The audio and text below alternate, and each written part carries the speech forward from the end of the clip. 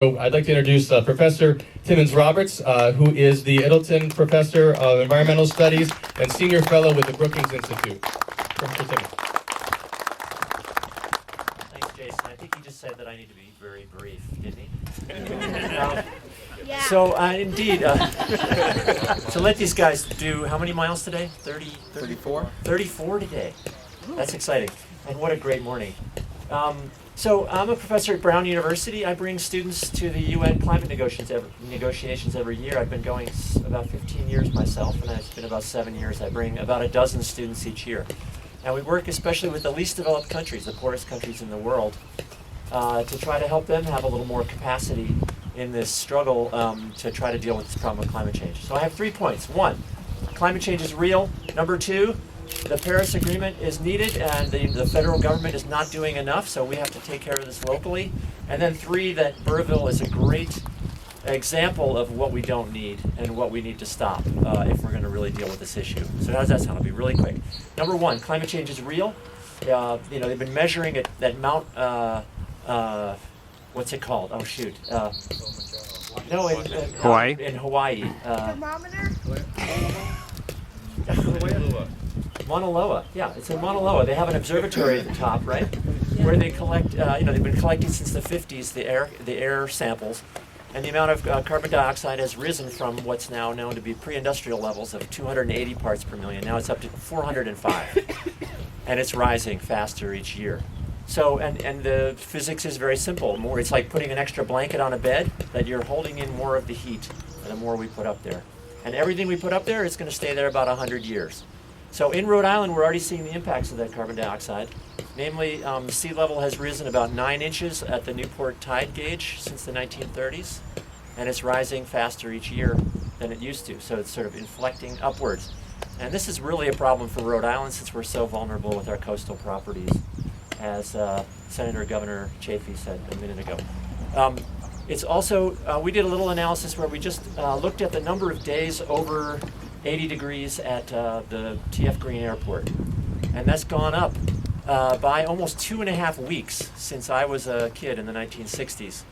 So each summer now has 2.5 weeks more of these days over 80. And that's important for human health because that's the point at which more people start showing up at the emergency room with asthma and acute, cardiorespiratory problems. So that's dangerous. It's like dangerous heat waves are getting longer and more frequent than they used to be when we were kids, those of us who are getting old. So climate change is real. Number 2, the Paris Agreement, right, is a voluntary global agreement where countries got to come in with their own pledges. And the U.S. came in with a pledge which was, it had some ambition, but on the other hand, it was not adequate. So the Paris Agreement is voluntary. So a lot of what was said by the president, unfortunately, on Thursday was just not true, saying that this was being imposed on us by some external force, that we were giving up our sovereignty to other countries. Really, was just false. It's a voluntary agreement, and it's also inadequate. That is, it so far has reduced the amount of expected warming, but not by enough, not nearly enough to keep us safe in Rhode Island, and especially these poor countries in sub-Saharan Africa and these small island states that literally, this would be the highest point in some of these islands out in the Pacific and the Indian Ocean. So it's voluntary, it's inadequate, but it's a start, right? So the Paris Agreement is at least universal. That is, we've had 152 countries have come in with these pledges, including the big polluters like the United States, Europe, China, India. They've actually, both China and India are doing more than we expected. China has peaked its emissions 3 or 4 years in a row now, much earlier than they pledged. They pledged to do so by 2030. So when he said, they don't have to do anything until 2030, well, they've already done what they said they were going to do, and now they're switching to renewables because they see that it's a great future for their industries, and it should be for ours too. In Rhode Island, one of the studies said that we could have 100% renewables in the state if we had 62% of our energy coming from offshore wind. So if you look out there and see the turbines off of Block Island, that's the future really for Rhode Island's energy. We can do that. We don't need the Burrillville power plant. So that gets me to item number 3, and that is, even with our current levels of energy, the grid, the ISO in New England, the electrical grid isn't buying. They don't want the Burrillville power that's expected. They're buying less than half of the power that's expected to come from this power plant. And if we actually do some of this switching to renewables, and we actually do the basic things of waste, cutting down the waste, improving our efficiency as a state, which saves us billions of dollars. Right now we spend almost $4 billion a year in Rhode Island on fossil fuels, which are all produced somewhere else. So all that money just pours out of our state economy. So the more that we can produce here with solar and wind and with energy efficiency, saving our money, that money stays in our economy. That's creating jobs at home.